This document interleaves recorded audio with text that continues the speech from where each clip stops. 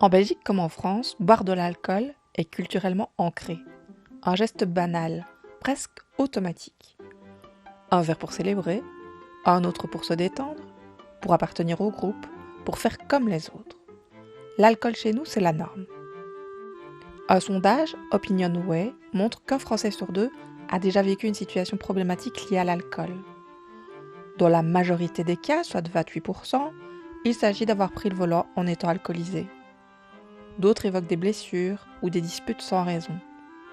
L'étude pointe également l'impact de l'alcool sur la vie affective, avec notamment des infidélités pour 11% des personnes sondées. L'alcool ne se contente pas d'égayer nos soirées, il influence nos émotions, nos décisions, nos relations. L'alcool, c'est une drogue. Et pourtant, ceux qui boivent sont considérés comme faisant partie de la norme. Ceux qui s'en passent, comme moi, soit moins de 20% de la population, doivent souvent se justifier. Pourtant, boire n'est jamais qu'un simple divertissement. C'est une expérience qui transforme, parfois vers plus de joie éphémère, parfois vers le chaos. Alors, comment distinguer le plaisir de la dépendance, le choix de l'habitude, la liberté du conditionnement? Aujourd'hui, dans ce 21e épisode d'Éclat d'esprit, avec le docteur Thomas Orban, nous allons explorer toutes les facettes de l'alcool. Comment il agit sur notre cerveau, comment il influe sur notre santé mentale, sur l'estime de nous-mêmes, sur nos liens aux autres. Nous voulons comprendre et rappeler que nous ne sommes pas sur un pied d'égalité face à l'alcool. L'addiction n'est pas un problème de volonté, c'est une maladie. Il ne s'agit pas de juger ou de stigmatiser, mais de prévenir. C'est une invitation à mieux connaître l'alcool et ses effets et à mieux nous connaître personnellement. Et le cas échéant, à reprendre le contrôle, à choisir de se faire accompagner, à être présent pour ceux qui en auraient besoin, à nous respecter avant tout. L'addiction n'est pas un manque de courage, ni une mauvaise habitude que l'on corrige du jour au lendemain.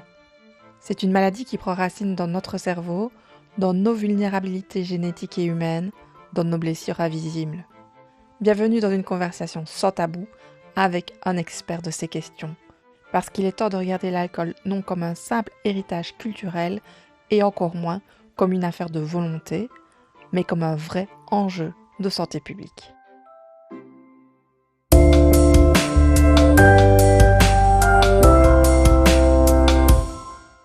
Bonjour docteur Orban, je vous remercie d'avoir accepté mon invitation. Pour ceux qui ne vous connaissent pas déjà, qui êtes-vous? Alors, je suis médecin. Ma formation de base, c'est la médecine générale et je suis arrivé par la médecine générale à l'alcoolologie il y a maintenant 25 ans au minimum. Pas grand-chose qui existait à l'époque, donc je me suis beaucoup formé en autodidacte et beaucoup aussi à la Société française d'alcoolologie en France. Pour finir, j'ai mis sur pied un certificat interuniversitaire d'alcoolologie en Belgique avec mes collègues de la SSMG à l'époque et de l'ULB, de l'UCL et de l'ULG. Puis ça ne m'a pas suffi, j'ai fait un diplôme universitaire en addictologie qui n'existe pas en Belgique, donc je l'ai fait en France. C'était très intéressant et donc j'ai une pratique aujourd'hui qui est essentiellement tournée vers l'addictologie, tout produit ou non produit confondu à part l'héroïne, qui nécessite un véritable accès bas seuil. Donc nous aujourd'hui on va se concentrer sur l'alcool, hein, c'est notre sujet du jour. Donc l'alcool il est omniprésent dans nos vies quotidiennes. C'est impossible par exemple de faire ses courses sans avoir la possibilité d'en acheter ou de se rendre à une fête sans qu'il y ait aucune présence d'alcool. C'est aussi une question, dès la première sortie entre amis, bah, la question de l'alcool, elle se pose assez rapidement. C'est aussi une sorte d'initiation en famille. En général, le premier verre d'alcool, il se boit quand même assez jeune, au cours d'une fête familiale. Qu'est-ce que cette réalité dit de notre société? C'est un petit peu la drogue par excellence de notre société occidentale et j'aime bien commencer en disant que l'alcool est une drogue. C'est-à-dire un produit qui a une capacité psychotropique, c'est-à-dire de faire fonctionner notre cerveau autrement, les émotions sont vécues autrement, le ressenti des gens est différent, leur fonctionnement change, leur comportement change sous l'emprise d'une drogue. C'est vraiment ça la définition d'une drogue. C'est vraiment un fonctionnement qui est modifié par les aspects psychotropiques de cette drogue. Le fait qu'elle soit légale n'y change absolument rien. Ça reste une drogue. C'est une drogue qui est choisie par la société et c'est une drogue qui est encouragée. Elle n'est pas seulement choisie, elle est chez nous, elle est encouragée, elle est valorisée. C'est d'ailleurs une des seules drogues que je connaisse dont on doit justifier aujourd'hui publiquement qu'on ne l'utilise pas. Je vois rarement des gens qui disent, tiens, tu prends pas un rail de coke ce soir, t'es pas bien, t'es enceinte. Donc voilà, l'alcool c'est comme ça et ça parle bien de notre société. Pourquoi peu de personnes, au final, à part vous, vous êtes une exception pour moi, nous informent sur le fait que consommer de l'alcool, ce n'est jamais anodin et ça peut même être dangereux. Donc, ce que j'ai compris dans votre parcours, c'est que déjà, vous n'avez pas pu vous former en Belgique, parce qu'a priori, les formations n'existent pas. Est-ce que ça fait partie des explications ou pas du tout? Mais on parle souvent du déni des patients alcoolodépendants, hein, ce déni qui n'est pas un véritable mensonge, on pourra en reparler, mais qui est quand même un espèce de refus de voir la réalité telle qu'elle se passe, alors que pourtant elle est évidente. Eh bien, ça représente très très bien ce qui se passe au niveau sociétal. Aujourd'hui, la société est dans le déni du problème d'alcool. L'ensemble de la société, tous les acteurs de la société, on peut parler du politique, on peut parler du médical, on peut parler du juridique, on peut parler de l'enseignement et de tas d'autres secteurs, sont dans un déni de ce que cette drogue, et c'est le fait qu'elle soit légale n'y est sans doute pas pour rien, de ce que cette drogue a comme impact à la fois sur les individus, mais aussi sur la société. On parle par exemple aujourd'hui beaucoup en Belgique des malades de longue durée, qui représentent à peu près un demi-million de personnes. Personne n'aborde le lien entre une maladie de longue durée et la prise d'alcool. Or, c'est évident qu'il y a des liens, c'est évident qu'il y a des liens avec le burn-out dans les deux sens. La prise d'alcool peut amener le burn-out peut amener la prise d'alcool.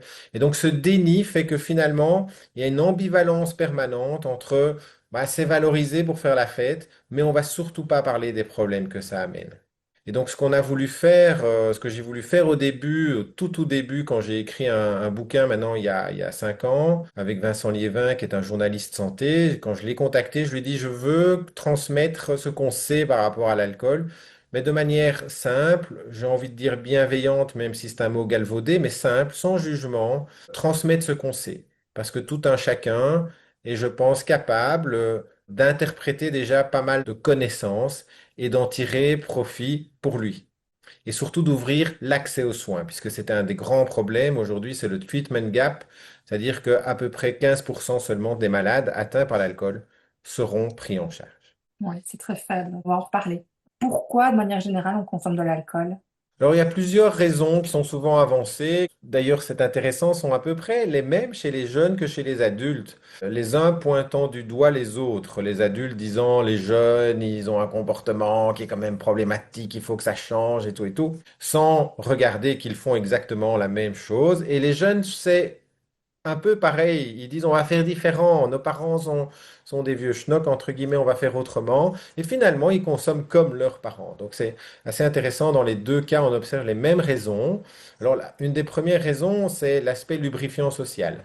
Ça permet d'avoir des rapports sociaux qui sont plus faciles dans une société où c'est quand même, ça reste, hein, l'interaction humaine est indispensable à la vie humaine, mais néanmoins, elle n'est pas toujours facile.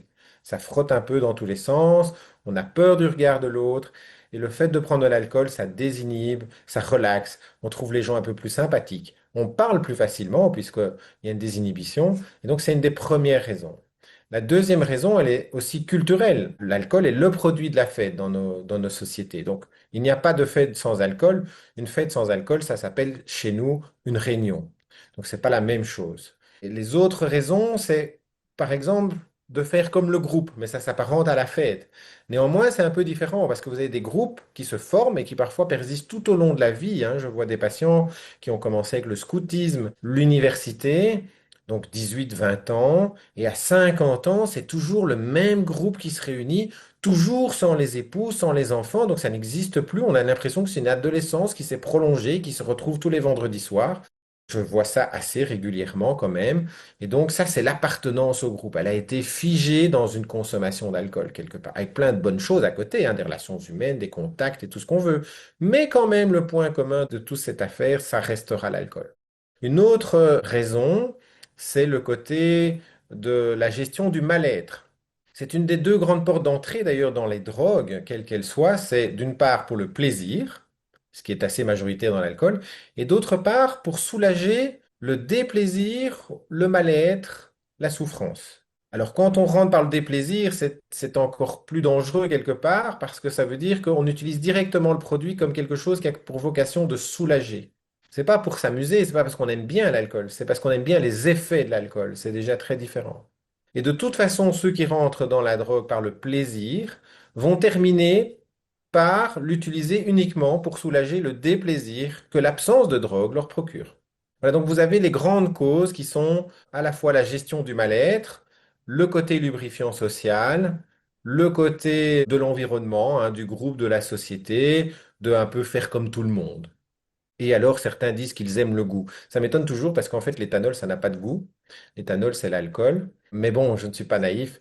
Les produits qui emballent l'éthanol, c'est-à-dire les bonnes bières belges, le champagne, le whisky, tout ce que vous voulez. Je ne vais pas faire l'apologie de l'alcool, mais je suis un usager moi-même d'alcool, donc je ne suis pas non plus un ayatollah anti-alcool. Bah, c'est clair qu'il y a des gens qui aiment ça, mais la gastronomie et le plaisir du palais, c'est pas vider 10 bouteilles non plus, hein. Tout est une question de dosage et on aura l'occasion d'en parler aussi. Donc là, on s'approche des fêtes de fin d'année avec tous les excès que ça peut amener. Et à la suite de ça, alors je vais te découvrir qu'il y a plusieurs noms, hein. Le Dry January en janvier en France, la tournée minérale en Belgique est plutôt en février. Enfin bref, peu importe le nom qu'on leur donne ou la période de l'année à laquelle on y participe, c'est une période d'abstinence temporaire d'alcool qui vise à encourager un changement de comportement vis-à-vis de l'alcool. C'est bien ça? Elle vise essentiellement, oui, à dénormaliser la consommation d'alcool. Donc, en prenant le contre-pied, c'est-à-dire en encourageant la population à faire un arrêt de consommation pendant un mois, ça permet de conscientiser sur, mais tiens, en fait, c'est une habitude auquel on ne réfléchit plus.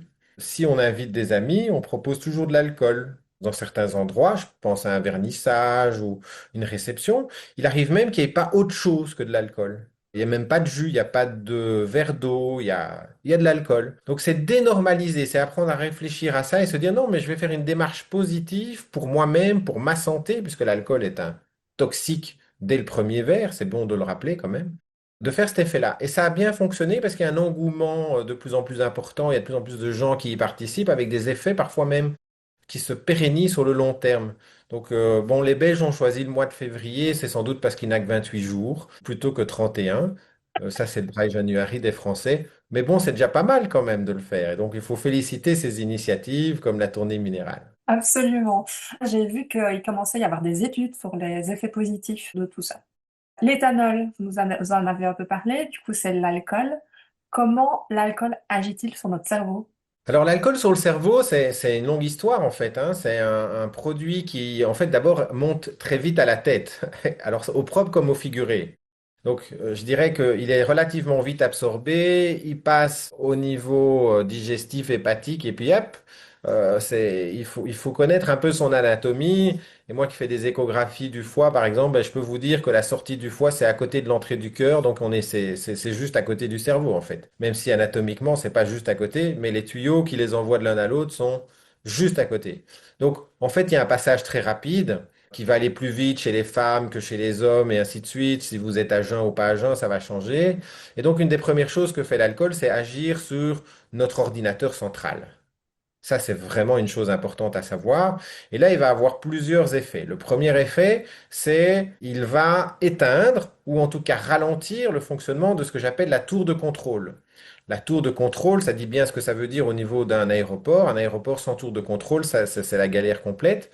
Et donc, c'est le cortex préfrontal, c'est la zone qui est en fait l'exécutif de votre firme. Si la firme, c'est vous, l'exécutif, c'est votre cortex préfrontal. C'est là que tout se réfléchit, que tout se décide, que l'on inhibe aussi des comportements inadéquats. Si maintenant je dois me lever parce que je dois aller faire pipi, ben, je vais attendre éventuellement. Je vais pas tout d'un coup aller faire ça dans un coin de la pièce. Ça, c'est le cortex préfrontal.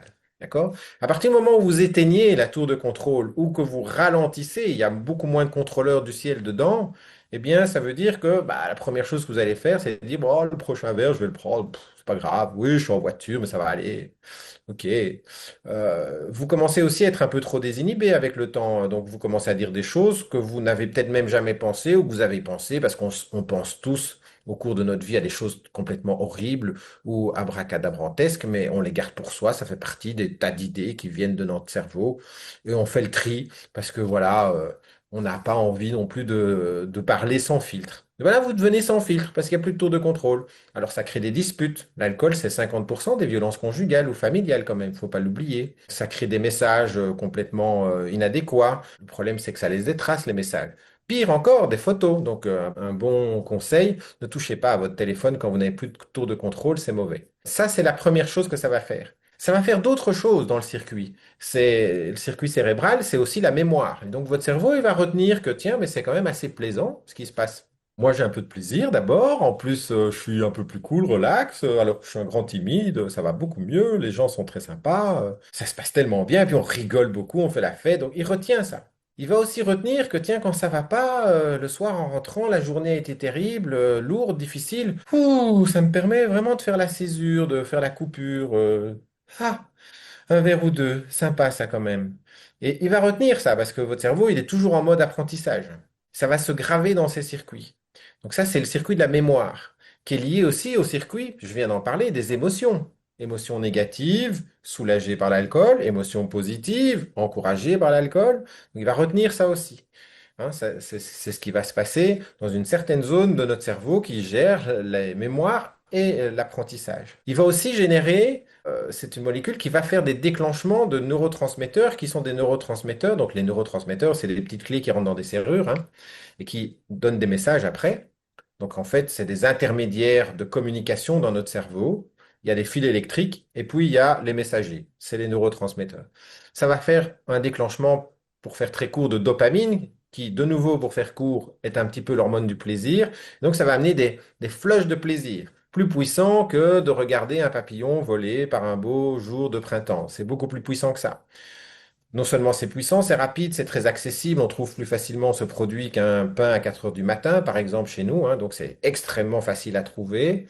Il y a la mémoire, il y a les émotions, et puis il y a le plaisir, et tout ça s'enregistre dans notre cerveau. Vous voyez? Ça marche bien, ce truc, avec cette récompense. Et c'est comme apprendre à rouler à vélo. Une fois que vous l'avez appris, vous l'oubliez plus. Vous pouvez ne pas rouler pendant 20 ans, vous savez toujours rouler à vélo, même si le début va être un petit peu fastidieux pendant peut-être une semaine, 15 jours. C'est la même chose pour l'alcool, vous allez retenir ça. Et petit à petit, votre cerveau, il va commencer à se figer dans ce fonctionnement-là. C'est-à-dire, il va commencer à dire, ouais, non, mais à penser de plus en plus à ça. Il va être orienté, ça c'est l'aspect de la motivation. La motivation va être de plus en plus orientée vers ressentir de nouveau la même chose, ressoulager la même chose de la même manière, et ainsi de suite. Avec un effet pervers, c'est que l'alcool, de nouveau dans notre cerveau, est un produit qui est anxiogène et dépressogène. Donc ça, c'est l'effet moyen terme. L'effet court terme, tout le monde le connaît, je ne vais pas le décrire, mais moyen terme, ça rend anxieux et dépressif. Il n'y a quasi pas un seul patient qui a un problème d'addiction à l'alcool qui n'a pas des aspects anxio-dépressifs. Raison pour laquelle d'ailleurs le professeur Lejoyeux, qui était une sommité en psychiatrie addicto en France, a écrit: On ne donne pas un antidépresseur à quelqu'un qui boit, ça ne sert à rien.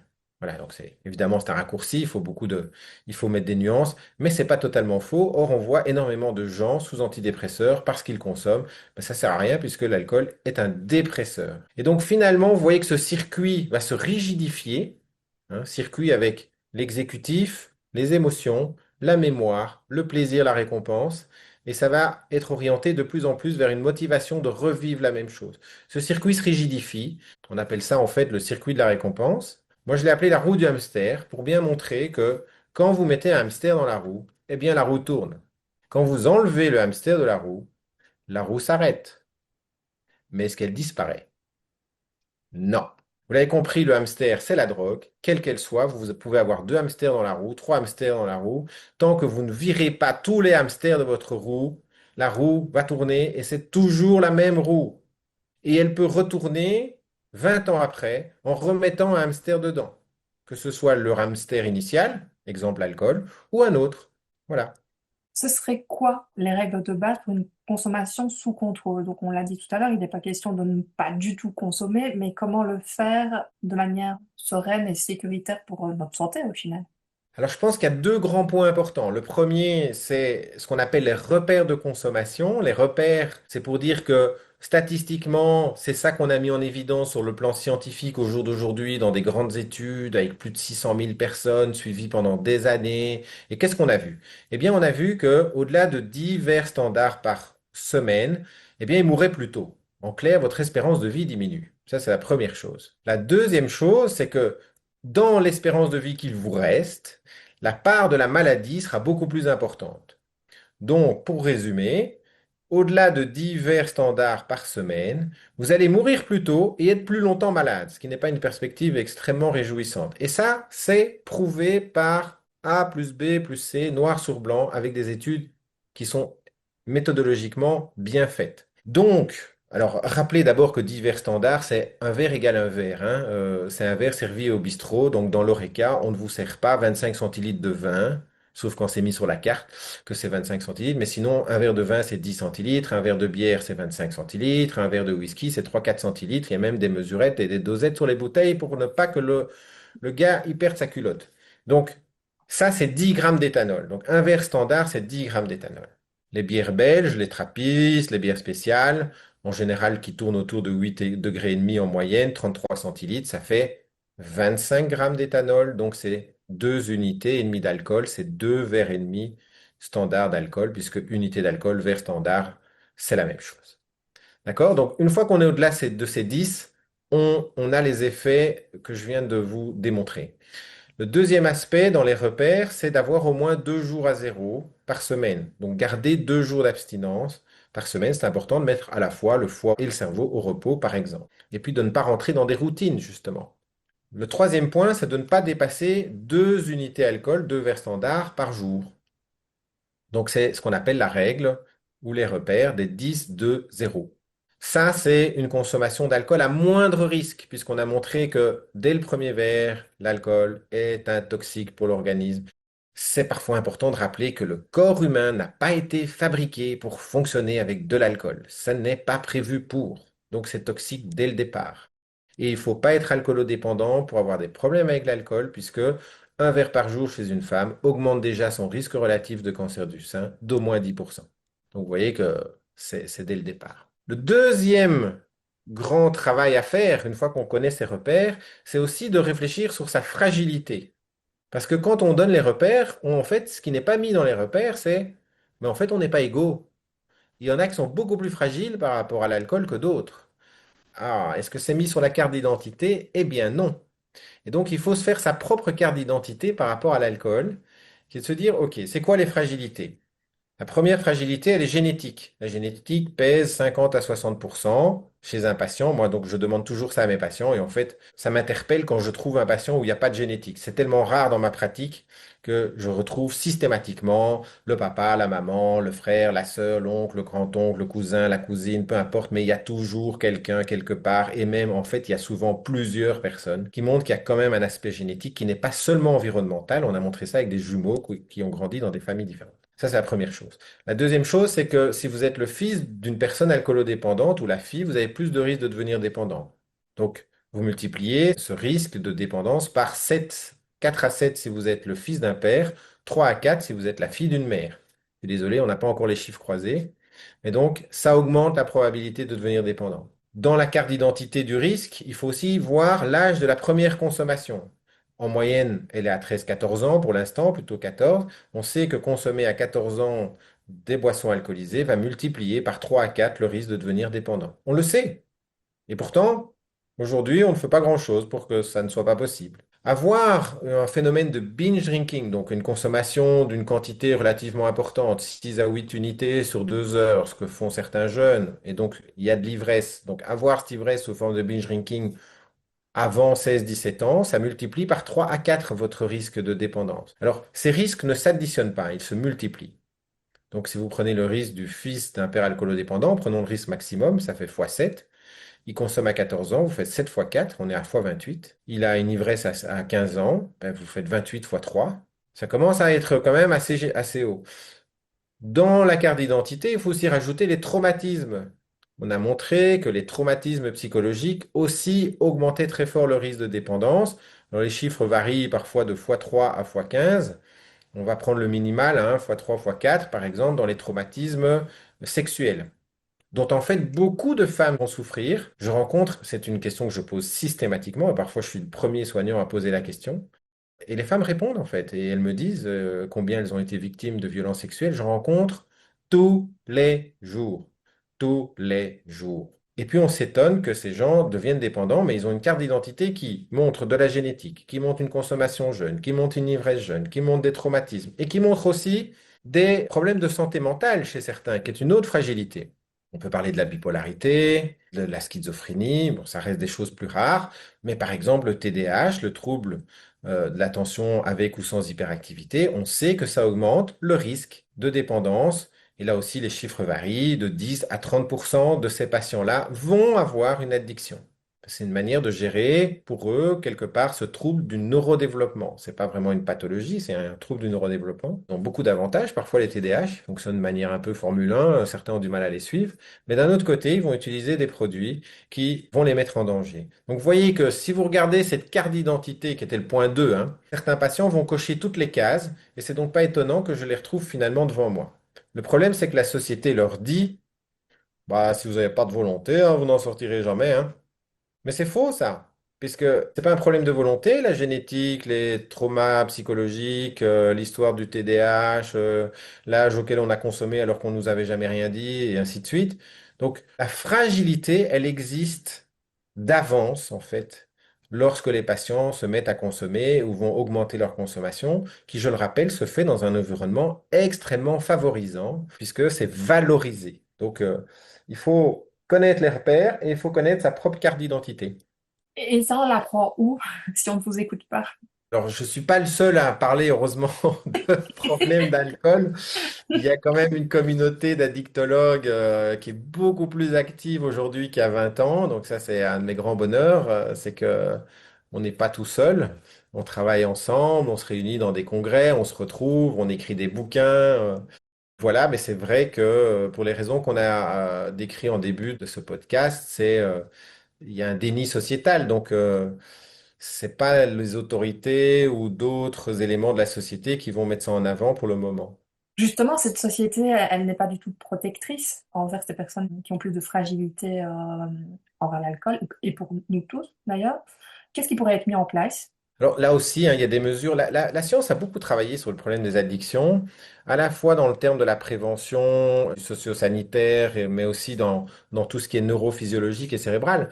Donc ici, dans l'aspect prévention, on a très bien démontré ce qui était efficace, hein, sauf que c'est pas appliqué. Mais on a montré que le prix à l'unité d'alcool était d'une efficacité qui pouvait être vraiment importante. Autrement dit, 10 grammes d'éthanol, quelle que soit la forme, devrait coûter au minimum X, beaucoup plus cher que maintenant. Aujourd'hui, vous trouvez dans le commerce certaines de bouteilles de vodka, par exemple, qui coûtent même pas 20 euros, quoi. Mais une bouteille de vodka comme ça, c'est 22 unités. Donc, c'est 220 grammes d'éthanol. Le prix à l'unité dans ce type de bouteille est très bas. Donc, il faut augmenter. Ça a montré son efficacité, par exemple, dans le tabagisme, hein. Plus le prix des paquets augmente, plus il y a des gens qui vont quitter le tabac. Même si ils se réfugient dans d'autres formes, avec du tabac roulé, tout ce qu'on veut, mais ça montre bien qu'ils essaient de payer moins cher. Donc ça, c'est une des raisons. L'autre mesure, c'est la disponibilité. J'en ai parlé tout à l'heure en disant qu'on trouvait plus facilement de l'alcool qu'un pain à 4 heures du matin. Donc c'est très, très, très disponible. Il faut rendre ça moins disponible. Et une autre mesure qui a aussi montré son efficacité, qui n'est pas appliquée, c'est l'interdiction de la publicité.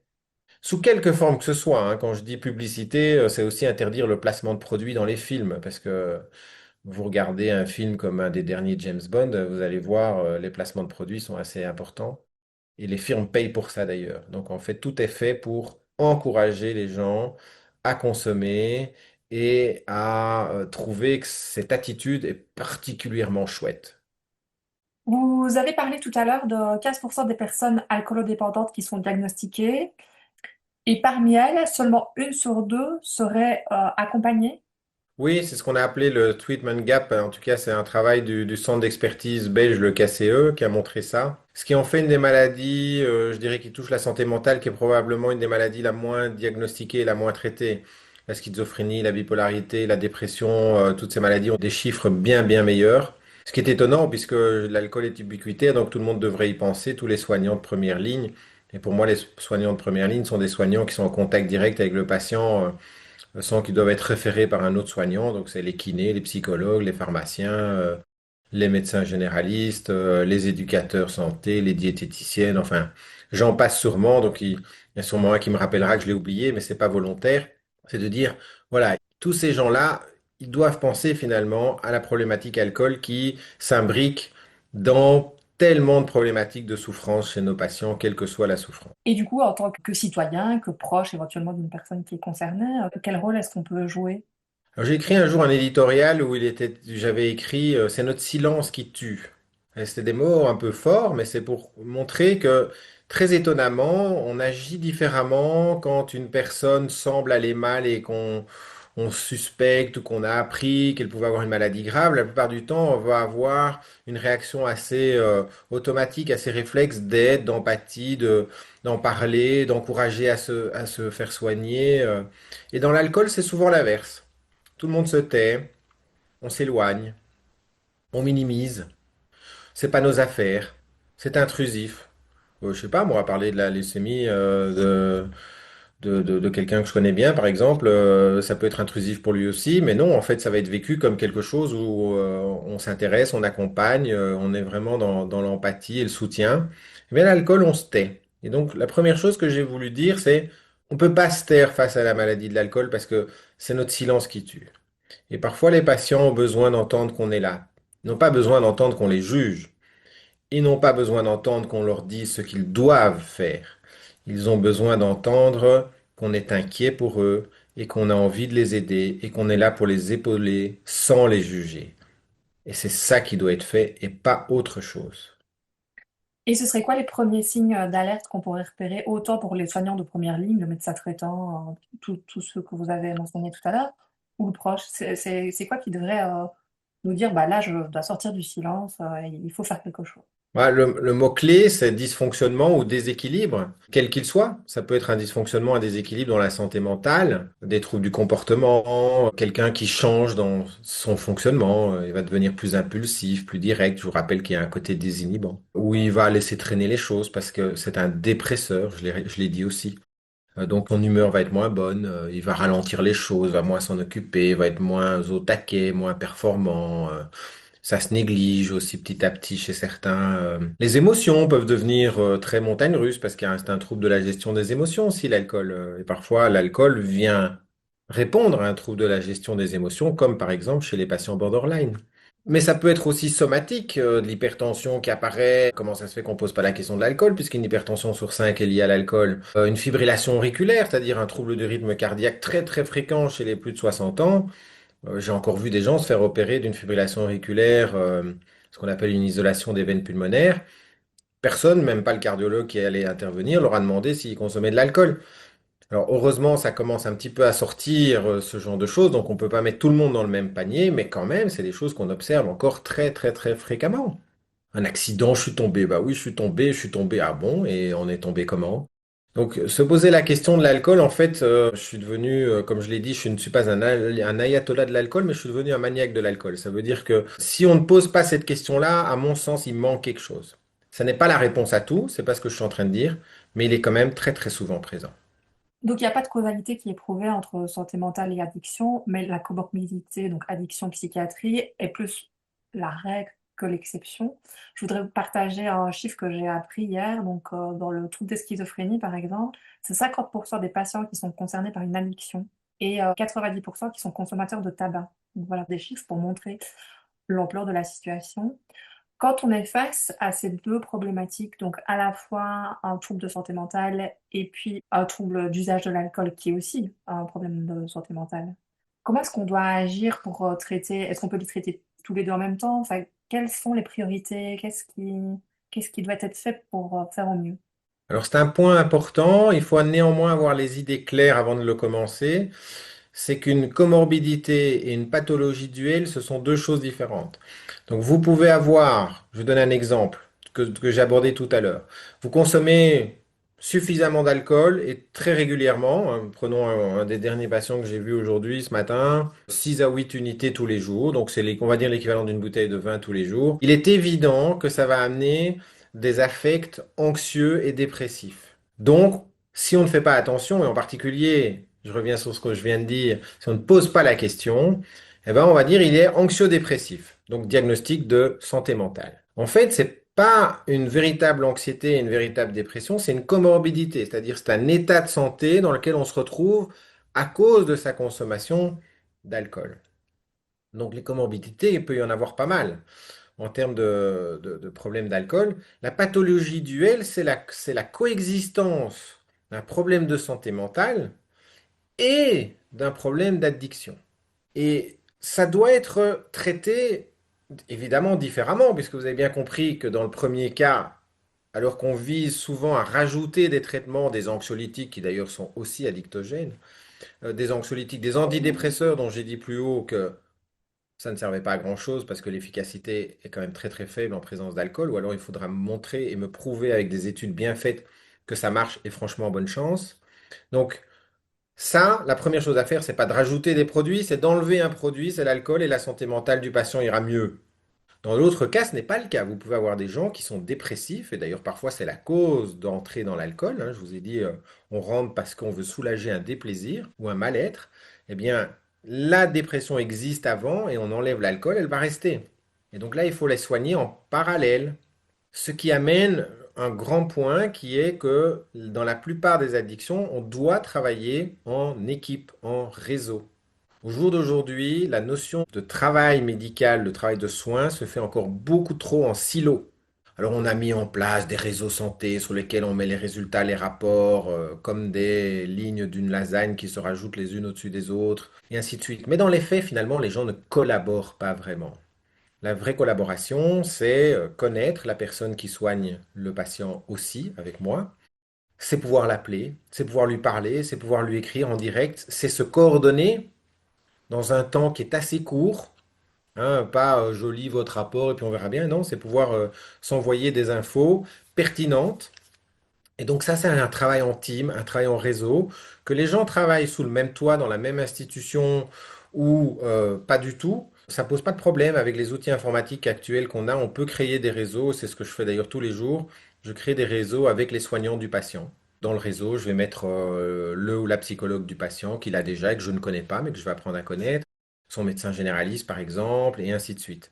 Donc, c'est hyper important de travailler ensemble et d'avancer en parallèle sur ces pathologies duelles, parce qu'en fait, prenons la bipolarité va déséquilibrer complètement le problème d'alcool et l'alcool va déséquilibrer complètement la bipolarité. Donc, c'est indispensable de les soigner ensemble et que les soignants qui traitent cette même personne se parlent.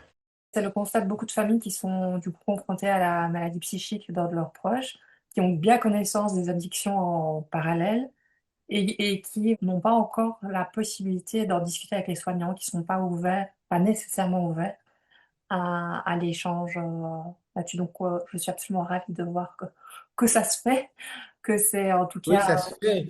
J'ai d'ailleurs, dans mon travail au cabinet ici, j'ai toujours l'habitude de dire il y a l'équipe soignante et puis il y a l'équipe soutenante. Et c'est pas la même. Donc l'équipe soignante, c'est des soignants qui ont des compétences professionnelles. Donc j'attire l'attention sur le fait qu'on ne peut pas s'intituler soignant n'importe comment non plus. Je vois fleurir des tas de gens qui ont des tas de compétences, mais en fait qui viennent de nulle part. Ils s'auto-intitulent soignants.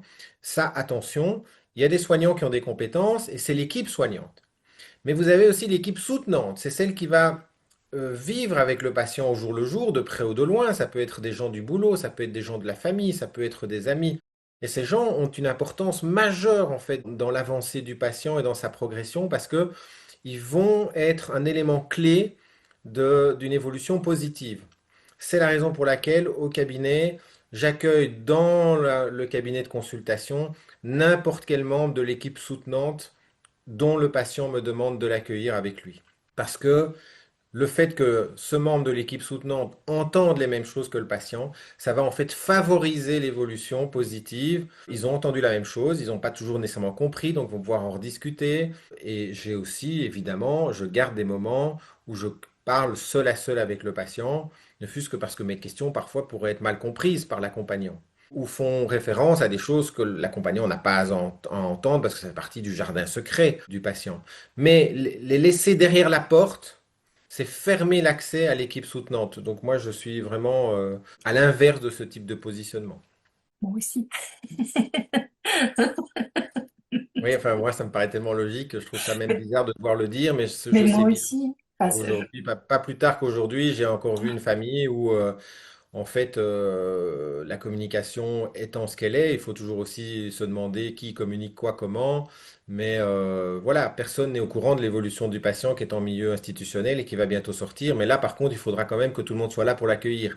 C'est quand même bizarre parce que on attend quelque part qu'il puisse aller loger quelque part puisqu'il est en perte d'autonomie à cause de la problématique de l'addiction, mais on veut rien communiquer aux gens qui vont l'accueillir. Enfin, c'est extrêmement perturbant. Donc, si le patient est d'accord, je pense, et avec des réserves d'usage et déontologiques, hein, ne croyez pas que je fais n'importe quoi, je pense que c'est fondamental en fait de communiquer avec l'équipe soutenante. Ah, Je dis 1000% équipe d'accord. soutenante parce que comme ça, je ne dois pas dire le conjoint, les enfants, les Ah, parents. c'est Enfin, absolument tout l'équipe le monde. soutenante, ça peut être n'importe qui est là pour le bien du patient. Seulement 5% des personnes qui consomment de l'alcool évoquent leur consommation en consultation avec leur généraliste. Donc c'est effectivement très peu. Après, vous avez soulevé le fait que bah, la question n'est pas nécessairement posée, donc ça n'aide peut-être pas à délier les langues. Mais vous avez dit aussi tout à l'heure qu'il suffit de poser la question et puis on a la réponse à beaucoup de questions. Alors, Quelles ça seraient... dépend comment vous posez la question, hein. Oui, oui. Mais comment est-ce qu'on pourrait faire évoluer les choses? Comment est-ce que ça pourrait évoluer tout ça? Alors c'est en train d'évoluer, je pense qu'il faut rester positif par rapport au il y a 25 ans. Je peux vous dire que les choses ont déjà beaucoup évolué. La preuve en est, c'est qu'on est tous les deux en train de parler de l'addiction à l'alcool pour en faire un podcast. C'est quand même quelque chose qui a beaucoup évolué et les podcasts ont fleuri sur le sujet. C'est tant mieux parce que c'est autant de regards différents avec autant de vérités différentes et je trouve ça extrêmement intéressant. Donc ça a déjà progressé et c'est entre autres un travail qui doit continuer à être fait et qui est un petit peu mon travail depuis que j'ai pris mon bâton de pèlerin à ce sujet-là, c'est envers et contre tout continuer à informer, à diffuser ce qu'on connaît sans être moralisateur, mais en étant soutenant et en amenant des pistes de solutions et surtout des pistes de compréhension pour qu'on sorte du paradigme moraliste, c'est-à-dire c'est de ta faute, j'ai encore entendu ça aujourd'hui. Il va falloir qu'il ait envie que ça change pour que ça change. Eh bien, moi, je dis en bon bruxellois, je veux te bien, mais je peux te pas, comme on dit. Ça veut donc dire, je veux, j'ai envie, mais j'y arrive pas. Je veux te bien, mais je peux te pas. Donc, ça veut dire, c'est pas seulement vouloir qui suffit dans les addictions. Il y a d'autres choses à savoir. Et donc, d'avoir des discours, il faut qu'il ait envie que ça change pour que ça change. C'est pas faux dans le début de la phrase, mais c'est faux dans la fin. Il faut bien évidemment avoir envie que ça change, mais il faut aussi être accompagné et il faut aussi ne pas être jugé en permanence. Il faut être soutenu. Voilà. Donc ça, c'est des choses qui doivent changer petit à petit pour qu'on puisse travailler un peu plus dans la problématique des addictions de manière correcte, quoi. Mais c'est tout un travail de société et de changement de société. Dans ce même registre, du coup, que pensez-vous des injonctions de suivi médical pour un justiciable afin de Oui. mettre fin Ben, à ce j'ai comportement? une très chouette discussion avec une juge que j'ai vraiment fort appréciée parce que elle était vraiment dans l'écoute, une intelligence remarquable. Justement parce que je la contactais en disant, je suis étonné, vous mettez que ce patient doit être pris en charge médicalement, je connais plus les termes exacts, et faire la preuve de mettre fin à son assuétude. Alors moi, dans mon langage, c'est ce que je lui ai dit. Je lui ai dit, écoutez, moi, dans mon langage médical, ça veut rien dire parce qu'une assuétude, c'est par définition une maladie chronique du cerveau, caractérisée par des rechutes, qui plus est. Donc, qu'est-ce que vous avez voulu dire? Et donc, on a pu discuter vraiment de quels étaient à elle le cadre, la problématique, l'objectif qu'elle visait à atteindre et se rendre compte qu'effectivement, elle utilisait un langage qui n'était pas compréhensible pour moi et que du coup, il fallait peut-être réfléchir à mettre d'autres termes. Alors, c'est un début de travail avec le monde judiciaire que j'ai initié depuis pas mal de temps. Dès que j'ai l'occasion, j'ai aussi été faire une conférence au barreau de Bruxelles. Il y avait pas mal d'avocats de roulage, par exemple, mais aussi des juges, pour leur expliquer que ça reste une maladie et que bien la comprendre permettra aussi de mieux adapter ce que eux décident en termes judiciaires. Et je ne dis pas qu'il ne doit pas y avoir de décision, je dis juste que les décisions doivent aider les gens plutôt que les empêcher de progresser, de se soigner. Moi aussi, d'une autre manière, du coup, je suis beaucoup confrontée au mode judiciaire et cette communication, effectivement, ces différents langages et ce fait de trouver une communication commune, que chacun soit informé enfin, l'angle de vision des autres, en fait. On a tous, sur un même sujet, on a tous un angle, soit la famille, les personnes soutenantes, les personnes soignantes, les personnes qui rendent justice. et du coup pouvoir effectivement partager, enfin prendre la place chacun, ça permettrait effectivement d'aider à solutionner des choses. Donc merci pour ce que vous faites avec... C'est ce qu'on appelle l'intelligence collective, hein, c'est-à-dire que je ne peux pas tout connaître. La première étape, c'est de le reconnaître. Je ne peux pas tout connaître. Donc, j'avais vraiment une démarche plutôt de curiosité en disant, mais qu'est-ce que vous avez voulu dire? Parce que j'imagine qu'elle n'est pas complètement débile, hein, la juge pas plus que moi, j'imagine non plus. Et donc, il y a bonne raison pour laquelle elle a écrit ça comme ça. Le tout, c'est d'essayer de mettre ensemble nos deux intelligences, nos deux compétences, et on est arrivé à quelque chose. En disant, ouais, c'est vrai, en fait, je devrais faire ça comme ça. Mais je dis, oui, ce serait déjà beaucoup mieux. Et en même temps aussi qu'ils se rendent compte, mais ils s'en rendent compte que ils ont aussi un rôle dans l'évolution de santé, parce que la santé, c'est pas que le médical. Parce qu'il y a des injonctions de traitement qui sont extrêmement positives. Moi, j'ai des patients qui ont complètement arrêté de boire suite à des injonctions de traitement. Et il y a des injonctions de suivi, par exemple avec des alcoolocs, c'est-à-dire des machines qui empêchent de démarrer la voiture. Il faut souffler dedans pour montrer qu'il n'y a pas d'alcool, et même en route, il faudra souffler dedans, et ainsi de suite. Ben, ça a permis à des gens d'évoluer. Donc là, la justice a joué son rôle. Et j'ai d'autres affaires où la justice a littéralement broyé le patient qui arrive à peine à surnager tellement le poids de la charge est important. Là, la justice s'est trompée. Et je ne dis pas qu'une justice ne peut pas se tromper. Je dis juste que plus on fait de choses pour qu'elle se trompe le moins possible, mieux ce sera. Quel serait votre dernier message aux adolescents, par exemple, mais à n'importe qui, au fait, par rapport à l'alcool? Alors, l'alcool est une drogue. Ça fait partie du message de base. Deux, c'est un produit puissant et carcinogène. On n'en a pas parlé, mais c'est un produit qui donne le cancer. Il fait partie de la liste des carcinogènes de type 1, donc les plus cancérigènes. Et donc, soyons cohérents. Nous vivons dans une société où on a mis beaucoup en avant de prendre soin de soi, le bien-être, ce qu'on appelle le self-help, s'aider soi-même, l'alimentation, le bio, machin, tout des tas de trucs comme ça. Pour toute une série de gens, d'abord, c'est un peu difficile, mais se connaître et savoir ce qu'on est en train d'ingérer, c'est vraiment mon message de base. Avant d'avaler de l'alcool, quel qu'il soit, remarquez que sur les étiquettes de ces produits, vous n'avez aucune information sanitaire. Aucune. Alors que sur d'autres, vous en avez. Et donc, renseignez-vous sur ce que c'est. Et renseignez-vous sur votre carte d'identité d'abord, qui est celle de la fragilité. En quoi est-ce que moi, je suis peut-être plus fragile qu'un autre? Et rappelez-vous que ce n'est pas une question de volonté. La volonté va intervenir, mais elle est très loin d'être suffisante. Et si on monte sur le ring avec l'alcool alors qu'on est fragile, c'est toujours l'alcool qui gagnera et qui vous mettra dans les cordes. Merci beaucoup. Si vous avez encore quelques minutes, je pose 6 questions à chacun de mes invités. Est-ce que vous êtes partant? Oui, d'accord, ok. Quel moment clé a changé votre regard sur la santé mentale? Fin de mes études de médecine, quand j'ai vu tous mes collègues qui sont d'ailleurs aujourd'hui des chefs de service et autres faire des blackouts liés à l'alcool avec des comas éthyliques, et je me suis dit, mon Dieu, nous sommes médecins et nous sommes dans les comas et nous constatons toutes les semaines des comas éthyliques chez des gens qui vont prendre en charge la santé des autres. C'est bizarre comme attitude, il y avait là un manque de cohérence qui m'a énormément interpellé. C'était mon premier travail de réflexion sur l'alcool, qui était un travail du cours de psychiatrie. Si vous pouviez déconstruire une idée fausse, une bonne fois pour toutes, ce serait laquelle? La volonté. La maladie de l'alcool, c'est d'abord une maladie chronique du cerveau avec des tas de changements dans le cerveau de l'individu. Il faut arrêter de dire que ce n'est qu'un problème de volonté parce que c'est ça qui nourrit le paradigme moraliste. C'est de ta faute. Voyez-vous des innovations, peu importe le domaine, qu'elles soient scientifiques, sociales, qui pourraient révolutionner notre manière d'aborder la santé mentale et donc sa prise en charge? Je pense que l'avenir de ces soins-là sera multidisciplinaire et donc il faut créer des structures qui sont multidisciplinaires avec des accès aux soins et des tas d'objectifs thérapeutiques différents. Si vous n'offrez que l'arrêt de l'alcool aux patients, vous les verrez jamais dans vos cabinets. Y a-t-il un livre, un film, une œuvre, une rencontre qui vous a profondément marqué sur le sujet de la santé mentale ou des troubles mentaux?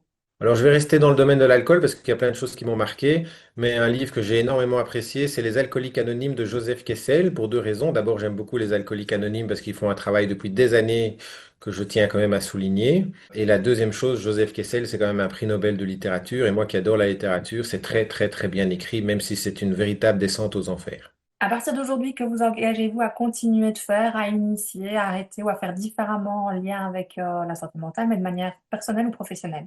Je pense que je continuerai toujours à être dans la transmission des connaissances et à partager ce qu'on sait aux gens. C'est vraiment quelque chose qui m'habite, qui me fait vivre. J'aime beaucoup quand les gens découvrent ce qu'on sait aujourd'hui et qui disent, mais oui, c'est vrai, en fait, c'est ce que je vis, c'est ce que je ressens. Les gens ont cette espèce d'intuition du vécu, de l'expertise, de ce qu'ils vivent, en disant, mais en fait, c'est vrai, c'est comme ça que ça se passe. Ben oui, c'est ça qu'on sait. Et ça, c'est magique. Dans un an, comment rêvez-vous que l'on agisse collectivement en faveur de notre santé mentale? Moi, je pense que les hommes et les femmes politiques doivent prendre leurs responsabilités, quels que soient d'ailleurs les problèmes de santé mentale. Ça reste un parent pauvre des soins aujourd'hui. Alors après, on entend tellement de discours sur une société qui va mal, ben, elle ne peut qu'aller mal puisque des piliers comme la prévention sont des piliers qui n'existent quasi plus chez nous. On fait très peu de prévention. On investit très peu d'argent là-dedans. Le pilier de la santé mentale qui fait qu'on va bien dans sa vie, dans sa santé, dans tout ce qu'on ressent, bah, c'est un pilier qui est un parent pauvre. Et donc, il y a des décisions à prendre dans ces piliers-là qui me semblent extrêmement importantes. Et évidemment, des décisions à prendre en termes d'addiction, que ce soit l'alcool ou les drogues, parce que on va faire face à un tsunami, entre autres de cocaïne, dans les années qui arrivent là. Et que les drogues, l'alcool, on le sait déjà, c'est un véritable problème. Et pourtant, les hommes politiques n'ont quasi rien fait. Il y a quand même des mesures assez rigolotes comme interdire de l'alcool dans les stations d'autoroute, comme si on allait se servir là, entre 22 heures et 6 heures du matin. Enfin, bref, c'est une mesure qui en fait n'est pas une mesure, mais ça fait partie du dernier plan alcool. Donc, c'est ce qu'on appelle des mesurettes. Merci infiniment pour tout ce que vous nous avez partagé, pour tout ce que vous faites au quotidien, que chaque petit pas qui permet à toute la société d'avancer dans le bon sens. Merci. Oui, et on se retrouve de plus en plus à le faire, c'est ça la bonne nouvelle.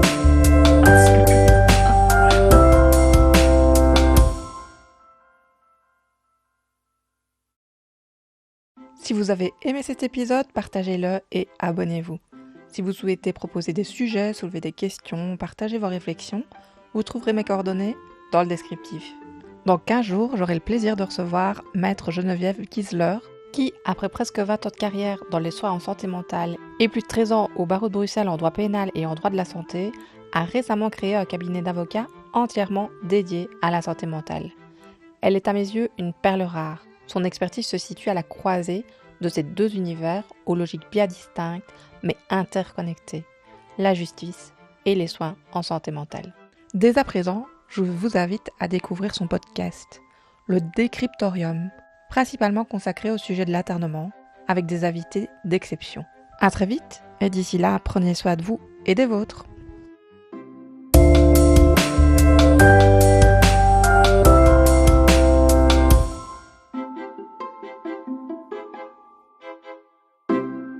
Vous venez d'écouter Éclat d'esprit, le podcast qui met en lumière avec authenticité et ouverture d'esprit les mystères de notre santé mentale.